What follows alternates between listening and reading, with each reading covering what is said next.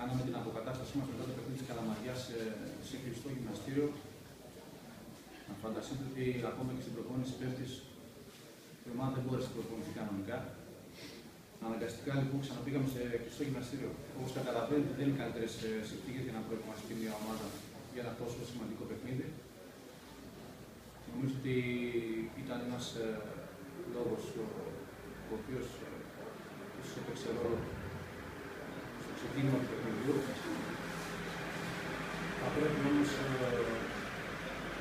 να παραδεχτούμε ότι στο πρώτο ημίχρονο και η Καρδίτσα ήταν πάρα πολύ καλή. Μας πίεσε για την πρωτοβουλία των κινήσεων και γενικά νομίζω ότι στο πρώτο μέρος ήταν αυτή που είχε τις καλύτερες στιγμές. Νομίζω ότι στο δεύτερο ημίχρονο ανεβάσαμε την απόδοσή μας. Σταδιακά, όσο περνούσε η ώρα, η ομάδα γινόταν όλο και καλύτερη.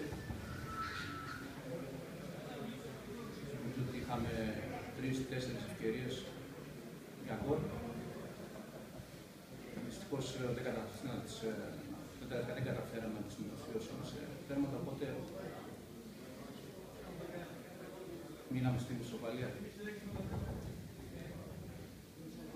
Νομίζω ότι γενικά το παιχνίδι ήταν δίκαιο, γιατί και στο πρώτο ημίχρονο η Καρδίτσα ίσως δικαιούταν κάτι παραπάνω. Κλείνοντας, θέλω να πω ένα μεγάλο ευχαριστώ στους ανθρώπους της ομάδας της Αναγέννησης για την φιλοξενία και συγχαρητήρια στον τελικό κόμμα της Καρδίτσας. Και μια τελευταία κουβέντα λίγο για την κόκκινη κάρτα. Για κάποιους ανθρώπους που βγαίνουν στα ραδιόφωνα και σε εφημερίδες και λένε ότι ο Αιγυπτιακός έχει την έννοια της διαιτησίας. Δεν θα πω εγώ άμα ήταν η κόκκινη κάρτα δίκαιη ή άδικη. Όλοι ήμασταν στο γήπεδο. Αλλά αυτό κάποια στιγμή πρέπει να αποποιεί με τη διαιτησία. Ο Αιγυπτιακός τον Αιγυπτιακό μάλλον δεν βοηθάει κανένας. Ευχαριστώ πάρα πολύ. Για τους πέναντι, τι έχετε να πείτε, ποιες το έκρουσε στο πρώτο ημίχρονο? Το πέναντι που έγινε στο πρώτο ημίχρονο. Ναι, επειδή το είδαμε στο βίντεο και.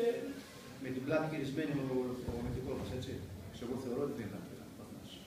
Όταν ένας παίκτης δεν κοιτάει κάτι μπάλα, είναι γυρισμένος, τι πέναντι να και στο κάτω-κάτω ο αθλητής είναι στα 2 μέτρα. Έτσι.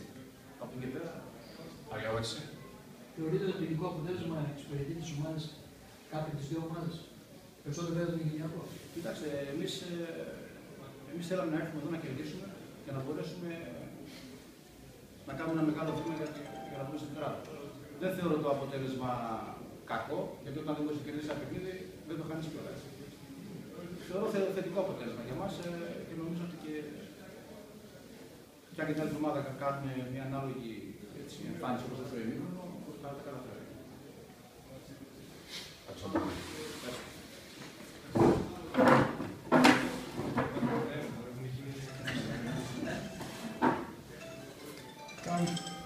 Λοιπόν, ένα πολύ σημαντικό παιχνίδι του σημερινού και για τις δύο ομάδες. Απέναντι, θα έλεγα, σε δύο καλές και ποιοτικές ομάδες της κατηγορίας. Ναι. Και θα το πω ότι ήταν ένα κομβικό σημείο προς το σημερινός αγώνας.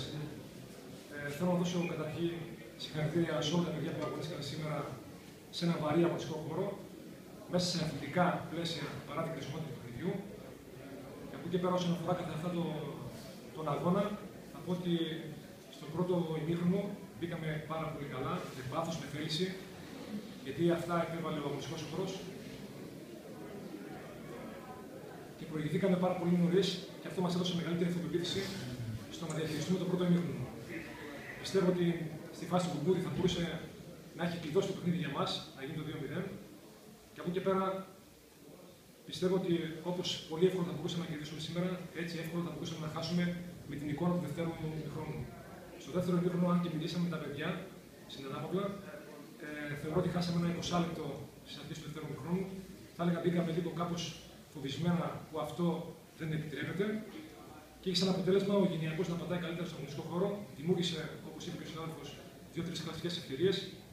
Και είτε ο τερματοφύλακας μας ή σε μια φάση που κόλλησε η μπάλα, θα μπορούσε να είχαμε χάσει το παιχνίδι. Παρ' όλα αυτά, δεν παρατήσαμε το μάτς. με την αποβολή του Αιγυπτιακού και τις αλλαγές που κάναμε, ρισκάραμε πάρα πολύ. Οι παίκτες είχαν θέληση να γυρίσουν το παιχνίδι, προσπάθησαν σε έναν βαρύ αγωνιστικό χώρο.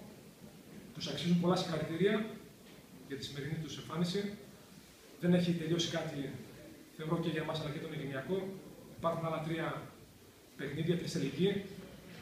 Αρχίζει γενομένης από το παιχνίδι εκτός άλλως που έχουμε εμείς στο Παντανιακό, να προετοιμαστούμε κατάλληλα για να πάμε να κερδίσουμε εκεί πέρα και να διεκδικήσουμε τις πολλές πιθανότητες που έχουμε για είσοδο στην τετράδα.